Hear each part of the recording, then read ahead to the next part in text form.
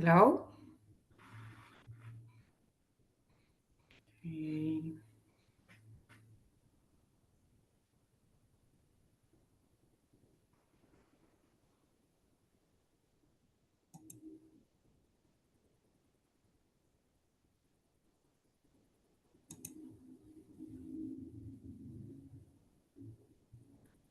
Hello, I think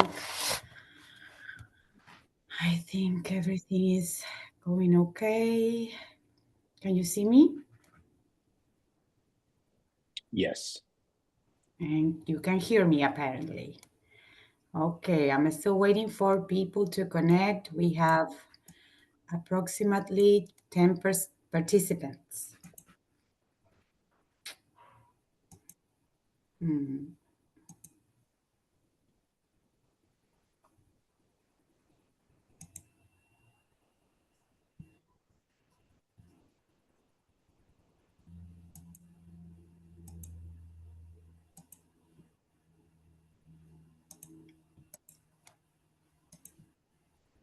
Okay, hello. Hello, everyone. Welcome. Um, I'm going to be leading a workshop today about group cohesiveness. My name is Ari, and I belong to the EMLS department. I don't know if you know it. The EMLS department deals with English as second language, and we work with different groups of people, different locations, partnerships, mostly immigrants that need to learn English as a second language. So please work with me. I'm very nervous. This is the first time I present on Flex Week online. This is going to be a little bit of a challenge for me. And I'm trying to share my screen here.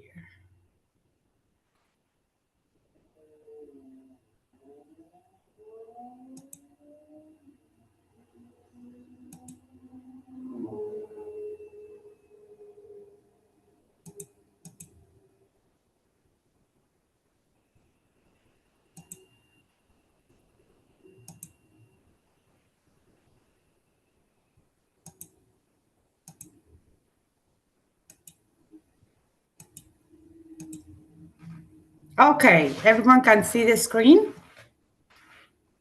I cannot see you. I am very sorry. I'm not really good about this. So this workshop is about fostering connection and the benefits, mainly the benefits of promoting group cohesiveness in the classroom. This is me, and these are a little bit of information about me. I was born in Neuquén in Argentina. I migrated to the United States in 2013. Most of my family is from Chile, and I'm a professor at the EMLS department, and I also work with KCCD. Now is your turn, and I would like to know a little bit about you very quickly. If you could name your name, your department, and why you decided to enroll in this workshop.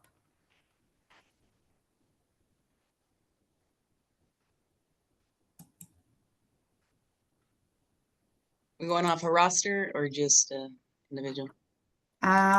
Individually, that would be great. Whoever would like to start. I can start. Hi, my name's Kristen Celadon, or Celadon, Americanized. I teach welding here at Bakersfield College. I'm the first female to graduate the program and the first female instructor. I got this workshop specifically to help learn how to be cohesive with a lot of my students. Some are ELD.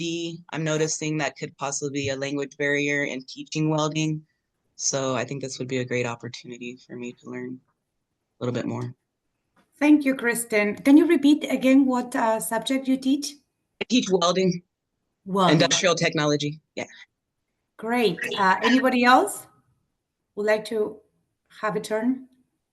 Sure, I'll go. So, Indy Grahava, I'm a program director. here at the Kern Community College District, and I actually have worked with Ari in a couple capacities at Bakersfield College with our EMLS students, and now in our workforce literacy programming that we have out in the community. So always committed to cohesiveness in the classroom space. Great. Anna, would you like to go?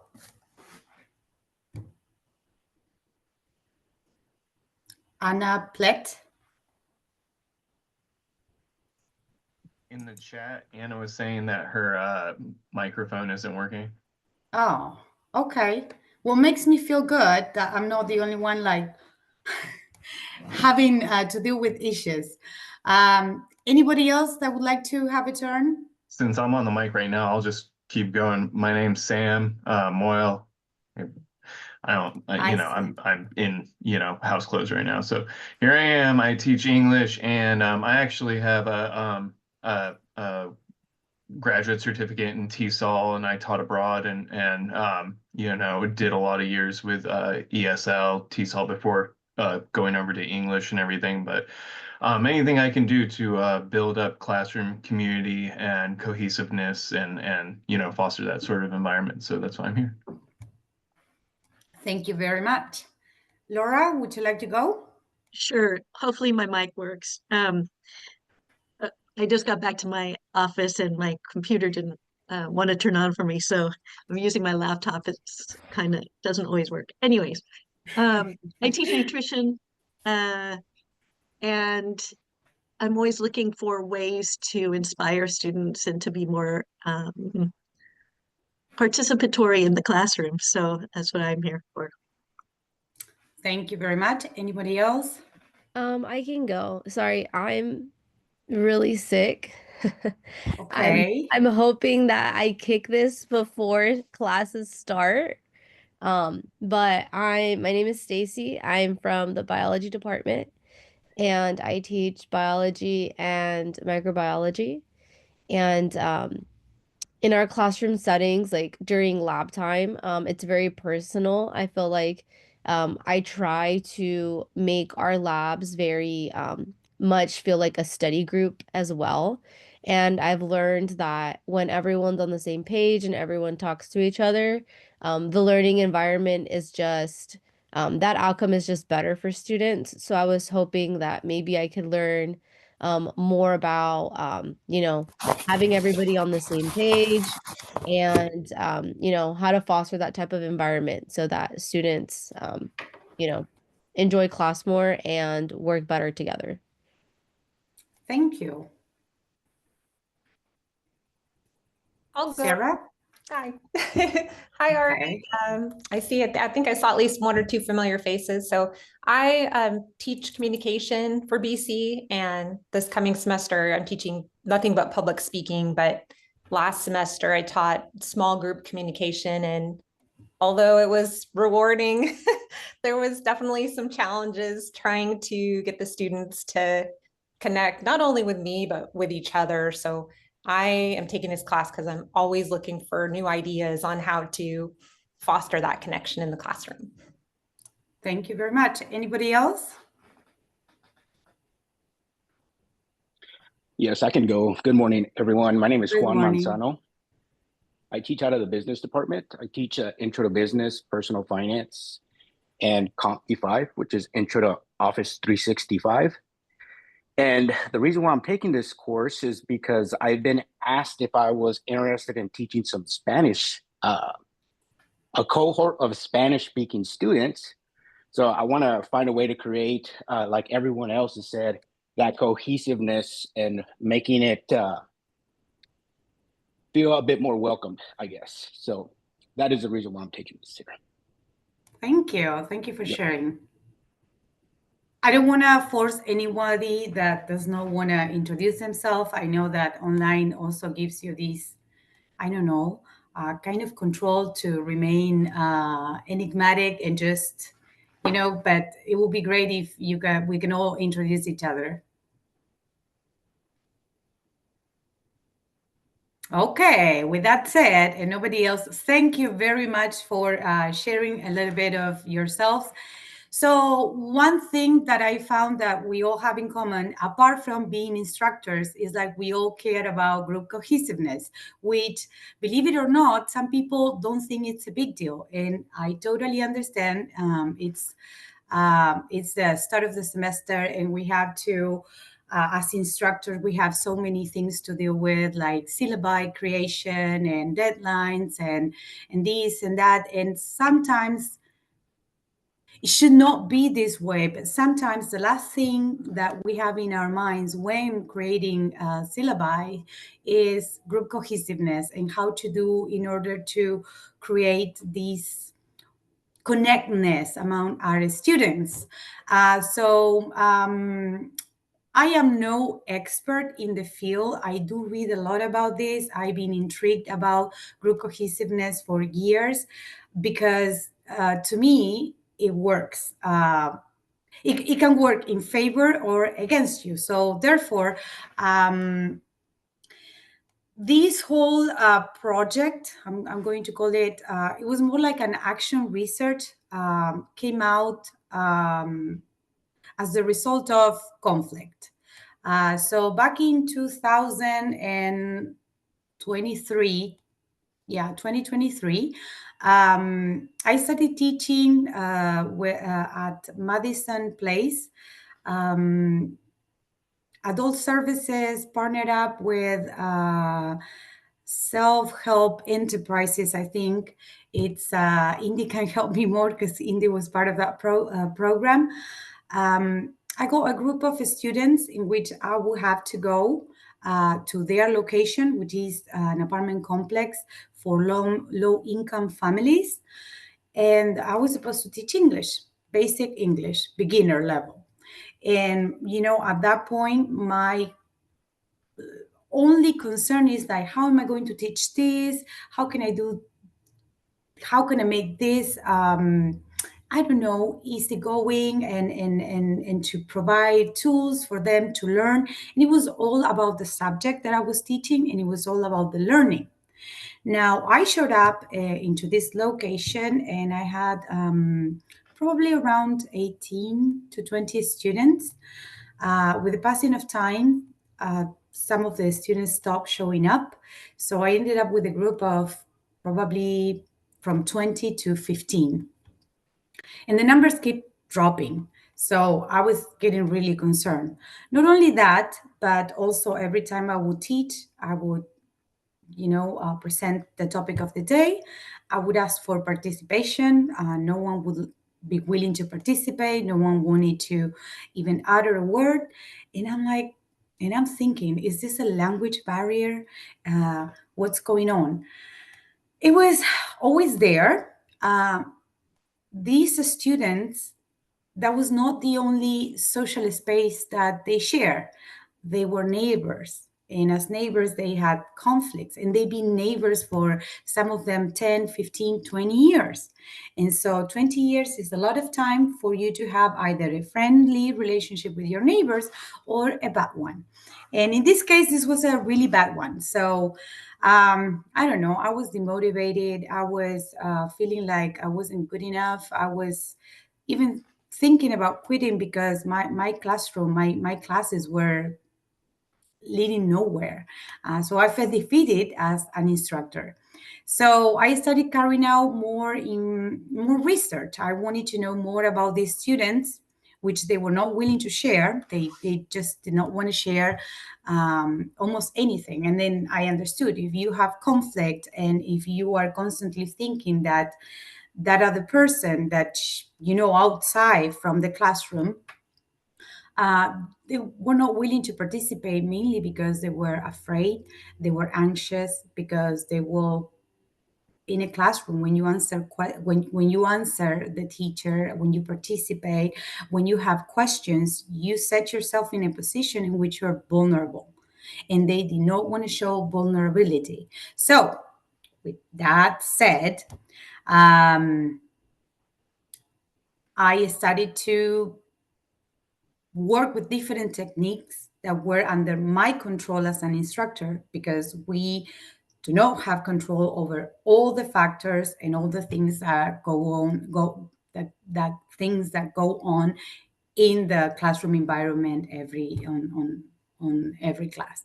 But we do have some control over some minimal things, or there are things that we can do. And without any further ado, let's go on to this workshop.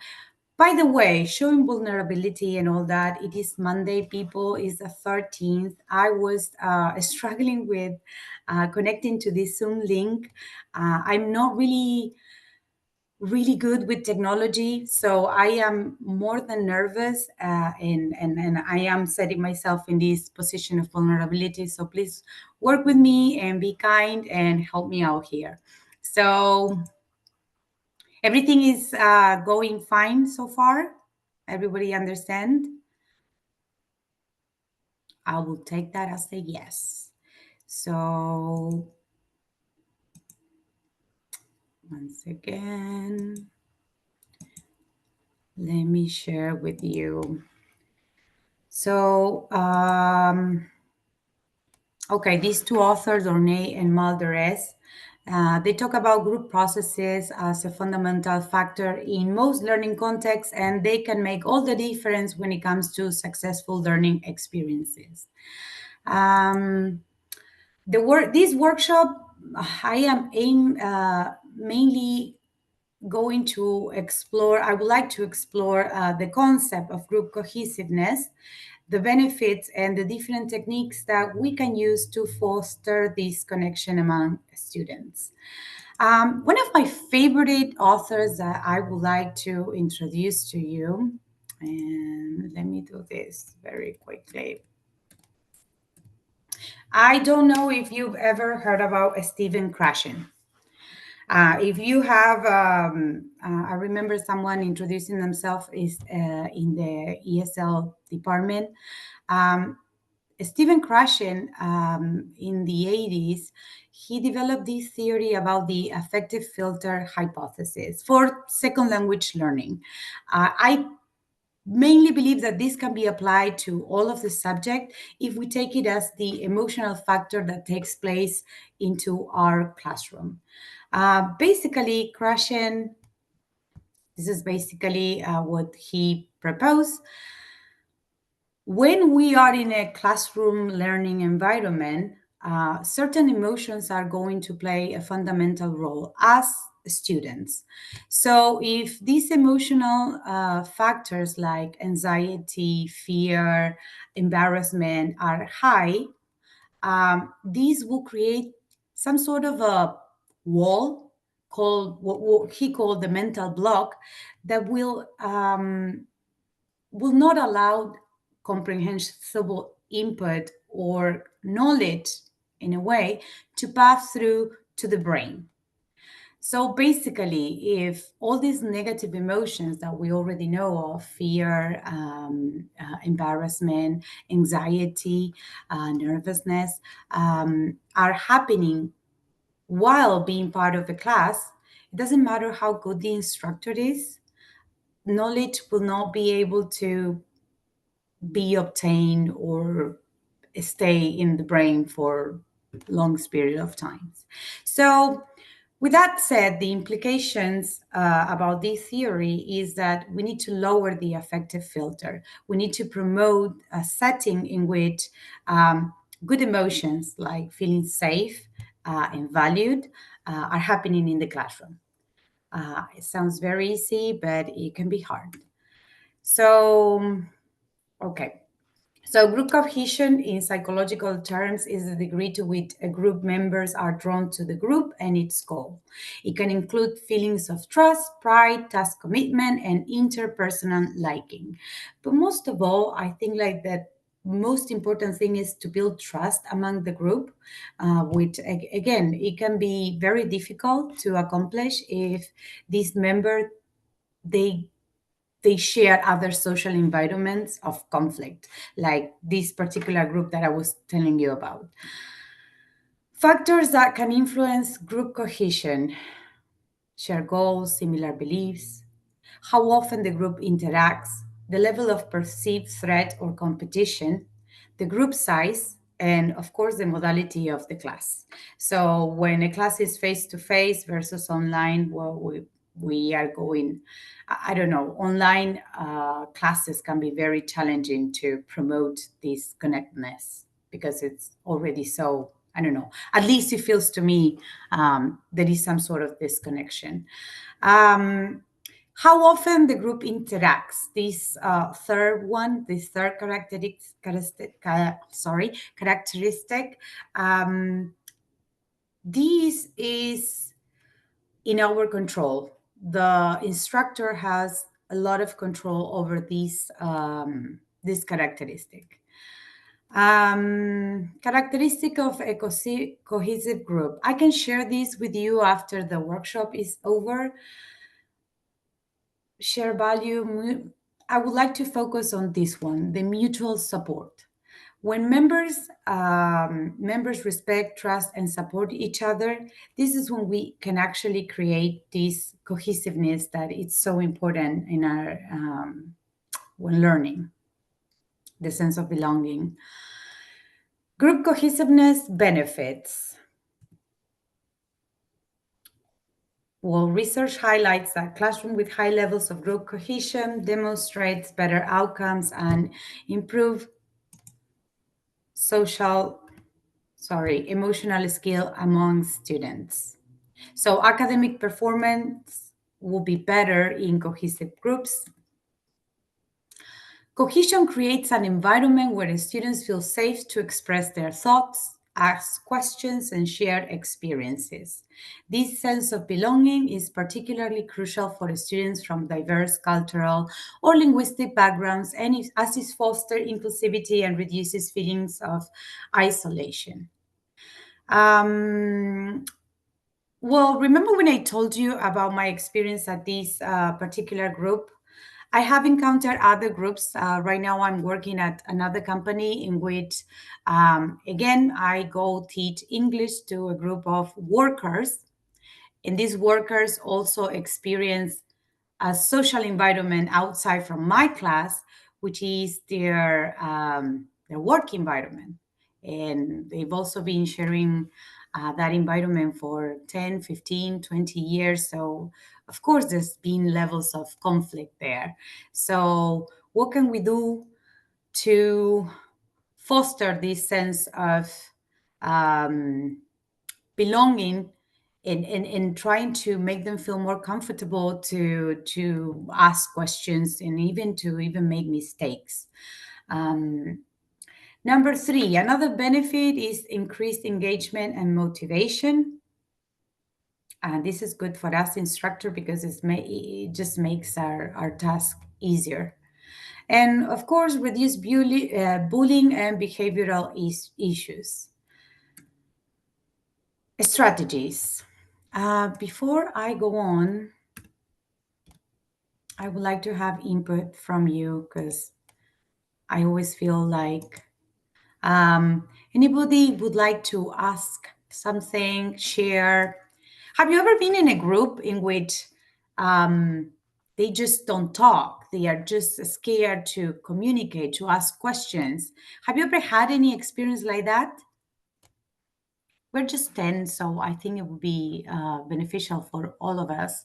Yeah, I've definitely had that Thank you, Samuel. situation. My students, I've worked on it for years, and I've got some strategies that work at this point from trying something new and building on what worked each term. And then as a student, I definitely felt as if I had to lead groups, whether or not I wanted to, at times to make sure we were successful. Okay, anybody else would like to share any experience?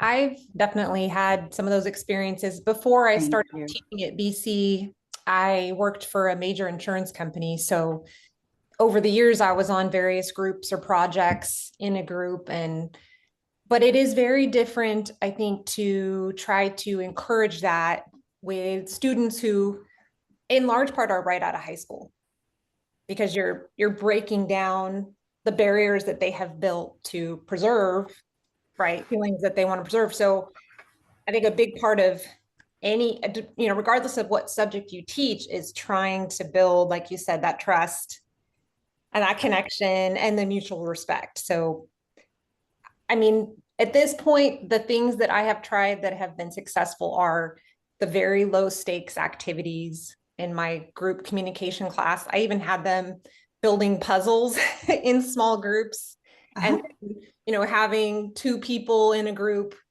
as scribes writing like, okay, what are the group dynamics and how are the group members assembling these puzzles? And they actually really enjoyed that. And it was something I had just heard about on a podcast. And then I had them taking index cards another day and doing the same thing. So two people in the group writing about the group process, who's becoming the leader, who's doing that. So even though it takes time and it takes away from the subject that you're trying to teach, I don't know any other way to build those connections, but just to do like those low stakes activities. So that's just in my humble experience. Well, thank you so much for sharing. By the way, I would also like to share with all of you, when I was preparing this workshop, I am like, I don't know who's going to participate in this workshop. I just wanted to make it more like let's share our experiences and let's try to build something together. Basically, this is also the same technique that I use with my students. I really try to move myself from the role of I have the knowledge and I am here like the possessor of the knowledge and I have something that you do not have. And I try to build knowledge together because basically nowadays, if you think about our role as instructors, what it is nowadays, as it was 10 years ago, 20 years ago, 30 years ago, knowledge wasn't out there. Now, knowledge is everywhere you are willing to search, especially right the internet. And these students, they all know that the knowledge is there. They don't really need us. So, what's our role as instructor nowadays? We are their guides. And I think like a very important role that we have is that we need to build these connections in the classroom. The knowledge is already out there, so technically they can they can self-instruct themselves if they're willing to do so and discipline into doing so. But I think like our role, at least that's how I think my role as an educator is to guide them into building knowledge together. In a way, I was thinking when I was preparing this workshop, I'm like, I don't know if I'm going to have math teachers, biology teachers, chemistry teachers, or teachers in the nursing department. Because I also know that factors vary. Like I know like in the nursing department, some of them have 40 students in a classroom. How do you build connection with 40 students? Because factors like the number of the students play an important role.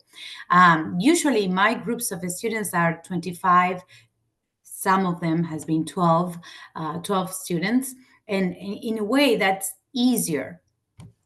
So anybody has any question, because I don't want to I can share the PDF with you and the PowerPoint with you later, so you can read more about it. I didn't want to dwell on the factors, the benefits. We all know how beneficial. I think all of you that are here today, you know that it's very beneficial to have a cohesive group versus the opposite, a group in which everybody hates each other. They don't want to listen to one another. They are scared of sharing because they are going to be embarrassed by some of their peers. So I would like to jump on the strategies, but if anybody has any question, please just, this is your opportunity to share. Or if anybody would like to share some scenario or events that have happened to you, please feel free to do so. Well, for me, I struggle specifically. One of the classes that I teach, it's a class where there's no prerequisites. So I am getting those students that are, straight out of high school, and they're very different compared to my micro students, which is one of the last classes you take before getting into the nursing. So they're vets already. They've already taken classes together. It's very different, and I struggle a lot with my bio class that has no prerequisites because they're just so quiet. And like I kind of try to use comedy. Like I'll make my examples be kind of, funny and like lighthearted, and they do get comfortable with me as an instructor, but I still struggle to get them, to talk. Like I feel like I always have, the same two that talk, and Yes. I feel like they look like they're listening, but I don't like, I need more ideas to get them, to talk and to talk to one another. One of the things that I do though is I switch up their seating chart about 3 times during the semester. And I noticed that once I start doing that, like on the second rotation, I do get more chatter, which is what I want. I'm like, I want you guys to know each other, use each other as resources. But, the first 4 weeks, 5 weeks, I still struggle a lot. So I'm hoping to get like how she said, low stakes activities. I like that idea. And then, just going from there, because those are the ones that I struggle with a lot. Thank you. Thank you very much for sharing that. One of the strategies that I kind of prepare was seating arrangement. So if anybody has any question, please share with all of us. Let's go to the strategies. Everyone okay with that? Okay, and I'll take that as a yes.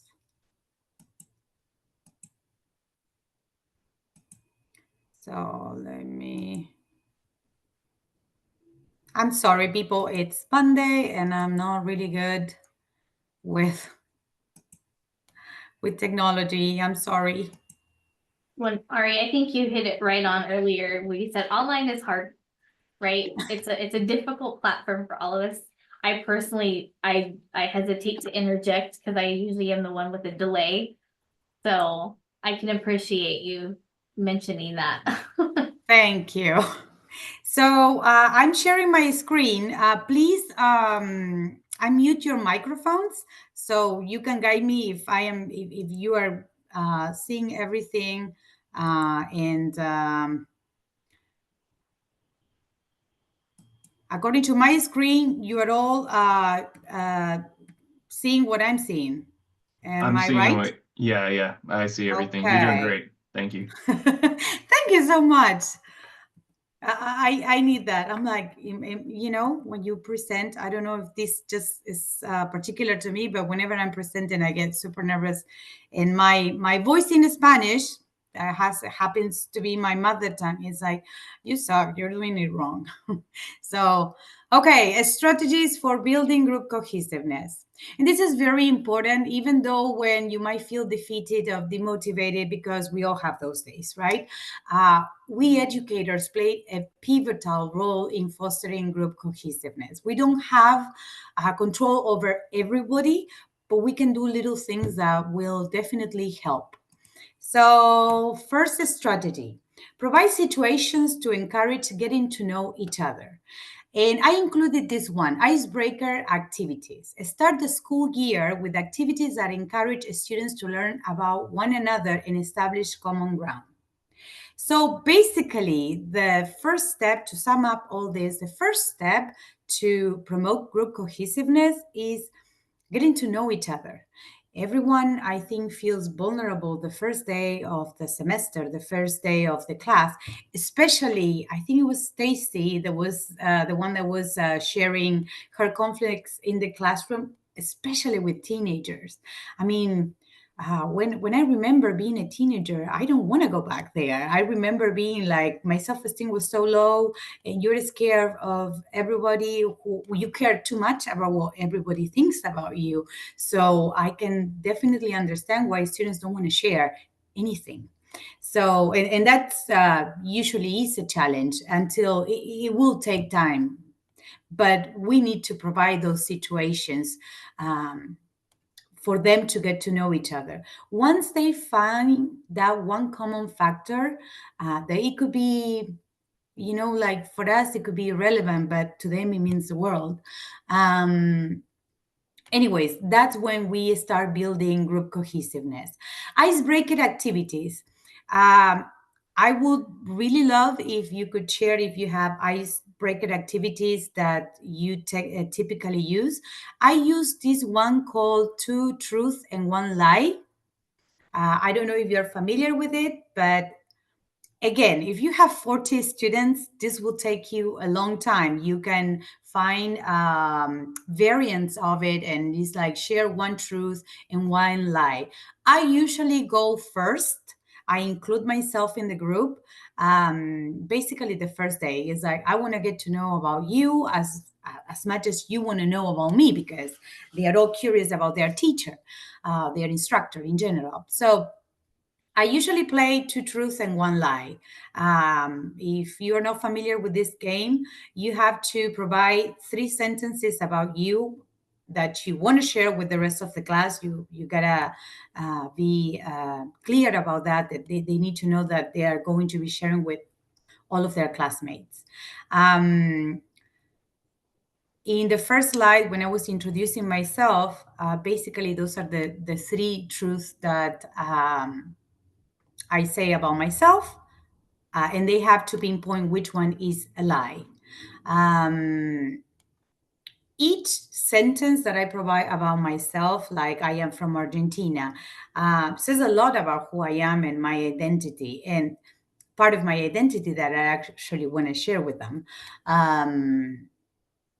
My family is from Chile. They usually call that a lie, which is interesting because it is true. Most of my family, basically except for my siblings, they're all Chilean. And then comes the story behind that, and they just listen and they pay attention, and then they share. Some of them start sharing similar situations. Another that's usually the lie that I say, that I said that I am married and that I have 2 kids, and that will be the lie. I only have one, and that also speaks about who I am. Anyways, my students start sharing things, and it's interesting because that activity helps me remember them. It's a strategy that I will use not only to remember their names, but something important about them. I remember in that class, one of my students shared that she performs, or she is in a group that dances some native dance similar to Hawaii. I can't remember right now. Similar to a Hawaiian dance, and she explained. Now everyone was curious about that, and then other students said like, "Oh, you like dancing? I dance." Blah blah blah. It was another genre, but I found like there were like 4 dancers in my class. That seriously, I wasn't expecting to find dancers, and they share that, and then those 4 stay outside of the classroom talking about their different academies. One was classical, the other one was this Hawaiian, other ones dances folklore from Peru. So that was interesting. Okay, I'm moving on to the second strategy. Foster positive classroom norms and values, emphasizing respect, cooperation, and inclusion. I sum up these into 2 characteristics that I emphasize at the very beginning of my class, all of my classes: respect and kindness. I always say, please, we need to be respectful to one another.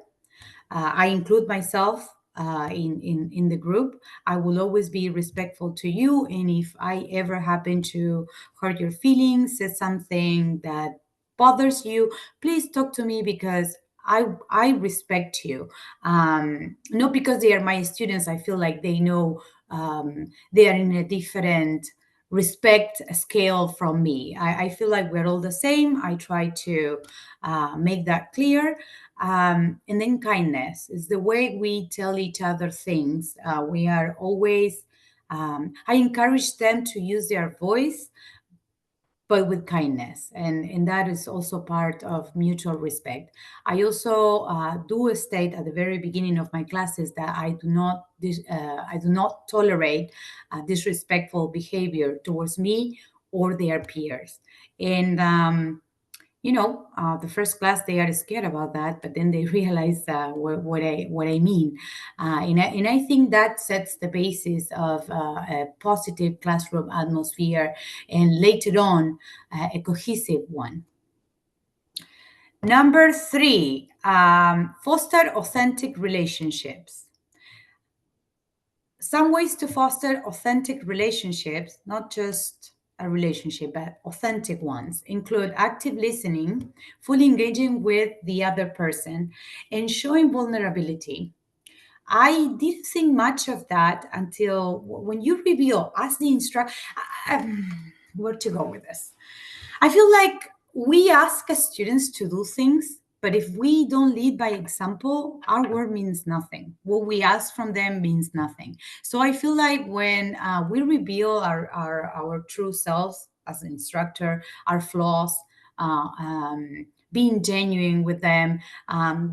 Basically, one example would be what I told you today, that I'm nervous. I am not an expert in the subject. I just wanted to share my experience and the strategies that I've been using and that have worked with me and with my groups. And when something doesn't work, I look for another strategy. So I show that to my students, and that builds a good trust among ourselves, an atmosphere of respect. But I feel like leading by example, it's core. Any questions so far? Okay, I'm moving on to the fourth strategy. Provide settings for group interaction, group peer activities, group projects, etc. I use all of them. Whenever I get a chance, depending on time, I do peer activities, but the first week I allow them to sit with their friends. Sometimes I have like couples attending the class together, like their husband and wife, and so they feel comfortable. And I try the first week to not disrupt that as I am getting to know them as well. But then the second week, I try to vary the activities, and I ask blah, blah, blah, and blah, blah, blah, can you please work together? And sometimes they would ask me why I'm doing that, because usually it's not that they don't want to work with a certain classmate, is that depending on their background, it's like when the teacher used to do that, it was because they wanted to punish them. So when I say like, oh, this is no punishment, I just like seeing group dynamics, and I just love doing this, and that's who I am, and I'm always going to be doing this, they are okay, and they work with one another. Again, I have more challenging groups, but in general, it works. Group projects, when I let them work in as a group and in group projects, I allow them during my class for them to connect and talk without me instructing every single move. So I will give an instruction in general, a project, the aim of the project, and they have to work it out together. They ask me for advice. Usually what we do is I kind of divide my class into different pods, and I allow them their free time. Sometimes I could hear, I'm always listening to them, even though when it looks like I'm not paying attention. But I like to provide those 10, 15 minutes for them to talk about everyday things. And I feel like that is the basis of building this connectedness. I would like to talk about this number 5, the perceived outside common threat. So again, back to this very challenging group that I have in 2023.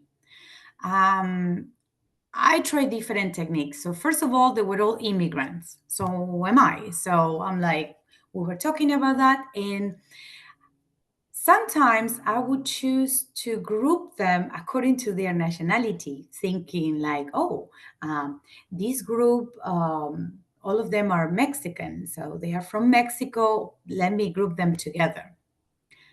You would think that that would work, right? I mean, they have something. I always try to look for the common characteristic, like to find a common ground to start building connectedness. And so I thought, okay, nationality. But it doesn't work. Apparently, people from the same country, even though when they are from the same country, for some reason, they have more. They find more differences among them than commonalities. Does that sound crazy? Does this sound like, what is she talking about? So in this particular group at Madison Place, I'm going to talk about. I never give you the details. The age group was people. My students were between 35 to 65 years old. So that was a big age gap. Nationality, they were all immigrants. Now, the interesting thing about them is like I have people from Spain, El Salvador, Mexico, Chile, Peru, and Guatemala. So instead of focusing on the country they were born, I found like, okay, the common factor here is like that we are all immigrants, and I include myself. Like I said at the beginning of this workshop, I'm from Argentina, and my family is from Chile. That means that my family migrated to Argentina during Allende and Pinochet dictatorship. So previous to that, my grandparents migrated to Chile. So I belong to a long line of family members that always been immigrants, and I am not the exception. So that is what we all had in common, and I try to focus um, the attention to that, not where exactly they come from. Later on, they tell me like people from Mexico, DC don't like people from blah, blah, blah, blah, which I did not have a clue about that. But it's the same in my country. So I don't even know why I was so surprised about this. But yet, the common factor among us was that we were all immigrants. So there is a theory, a very old technique, ancient technique, is a perceived outside common threat. Now, we don't need to create a dictator as a threat for them to all come together. So, this could be very simple as enrolling your students. Let's say if you teach math and there is I don't know how you call like a championship of math, a mathathlon, any sort of um, activity outside from your classroom in which they can work all together to defeat that common threat, being another college, being like Cerro Cosa College, or if you can provide, it's going to vary from each of your subject, but if you can find situations in which your group can join a literary group that would compete against another literary group from a different school, or that in a way enhances group cohesiveness. To me, this one is one of the best techniques, and the ones that work for has worked for me throughout the years. With this particular group of Madison Place, the perceived outside common threat was, I talk about how other people look at us, immigrants, when we cannot find the words to ask for the things that we need. In this case, it was language barrier. But sometimes, like right now, when I get nervous, usually my first language tends to intervene. I've been speaking English fluently for many, many years, so it should not be a problem. But whenever my anxiousness goes high, I tend to go back and forth from Spanish to English, and I know that that was common to them as well.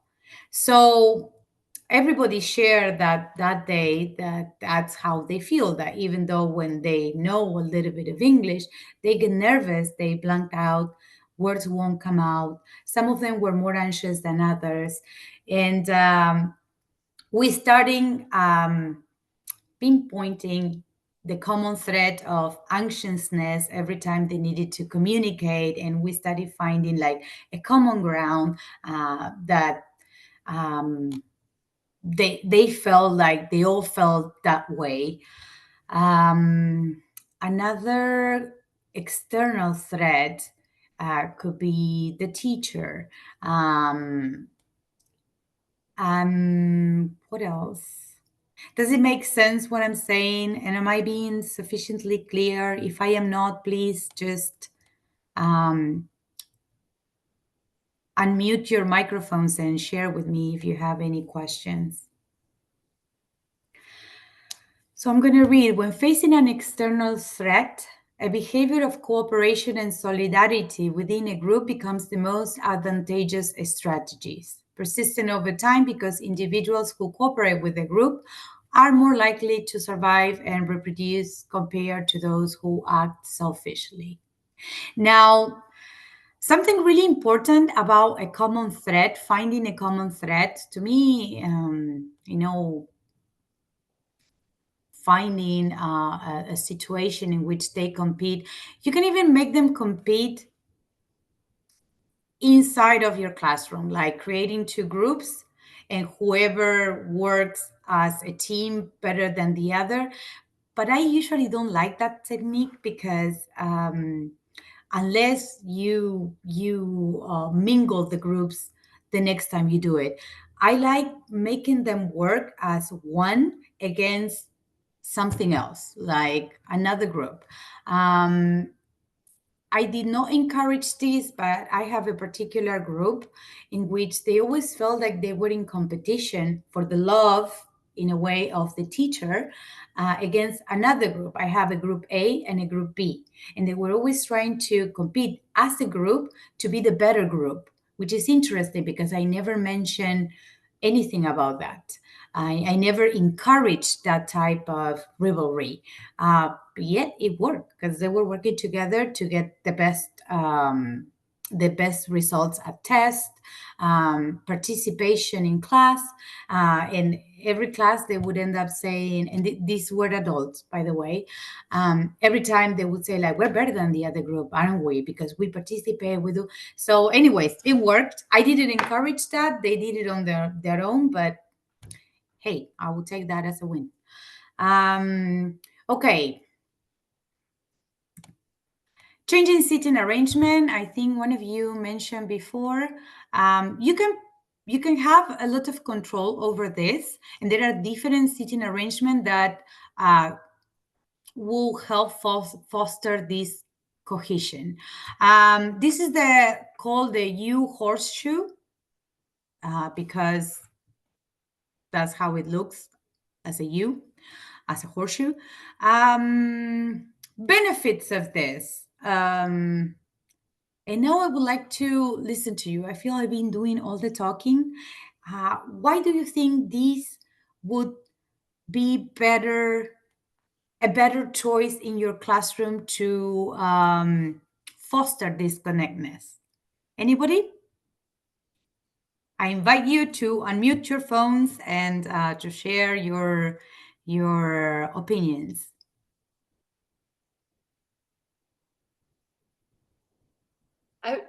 I mean, I know that when I sit in that configuration, when I'm either in meetings or whatever, that I feel like I'm more part of the group because I can see everybody rather than the back of the heads. I feel like it's more connected when I do it. I would assume the students probably might feel the same way rather than hiding behind other students in a back row. Do you guys agree? Does the rest agree with that? I think it's a great idea. I don't know about you all, but I have, maybe one class in this classroom and then I have to move to another classroom. So I would have to put all the desks back, which would be the one challenge. But I do think it's a great idea. Yeah, Yes. and I'm in technology, like if they're back to back, I can't move them because there's computers on every desk. They won't let me. I'm literally in a lab setting where students have their back to me, and it makes it really difficult. But I wish I could do this configuration. Those computers are horrible for cohesion and group work too. The students I love to was just hide about behind to them. say that. They're back to me. It's pretty. I was about to say that. Yes. So I am sharing these strategies and saying, like, well, like horseshoe. Yes, I have a class in which if we do this, then we have to devote the last 10 minutes of the class. I won't put it back. I ask for their help to work as a group. It's like, okay, people, help me put everything back in place. But yes, it's time consuming. And then you also have to take into account that you still have a syllabus to teach and you don't want to fall behind. But another variation of this is like you leave the room the way it is and you find a corner or something, depending, again, with another factor that it's the number of the students. And you just take a chair and you just sit and again, this sounds like really nice, put into paper, and this is another strategy. But then when you have to put it into action, it's a lot of work on the part of the instructor. So when we debate certain topics and when I want to ask for their opinions, and yes, I had another classroom in Delano. I taught a class in which they have a screen in front of them, and I'm like, this is impossible. Luckily, in that class, I just had like 8 students to 10. So what I asked them to do was to pick the chairs. We sit in a horseshoe. I have no problem in sitting on the floor, like, crisscross applesauce, like in kindergarten. It may sound crazy at the beginning, but it allows us to see all of us at once, see the facial expression of each other, and in a way set how do you say, level each other at you put each student at the same level, even with the instructor. Even though when usually the instructor can go in the middle and walk around, if you don't have that possibility, just sit in the chairs and like in a group, it would allow each other to see one another, to talk to everybody, and not just the person you have right next to you. Also, the people that don't want to feel vulnerable are usually the ones that sit at the back and hide and do not participate. Again, I feel this is a more inclusive sitting arrangement, and it really helps promote that group cohesiveness. There is another sitting arrangement. It's called the pods, and this works best when you are trying to work with groups. But again, I am aware of the challenges of, like one of you was sharing that you work in a lab, and then how do you do to move the computers? It is challenging, but this is another type of sitting arrangement in which the instructor can go in the middle. And when working in groups, this works best when they are working in groups, so they can see each other and they are sitting at the table and there is no hierarchy. So uh, they are all sharing their opinions at the same level. Does it make any sense? Okay, one more. Okay, I was going to jump to the conclusions. and the references. And this is basically the end of my presentation. I can share this with you. I am more interested in connecting with you and listening to your feedback. What are the things that you would think might work with you? I also enjoy that all of you share the different hiccups that we might encounter in different classroom settings and the challenges. Anyone?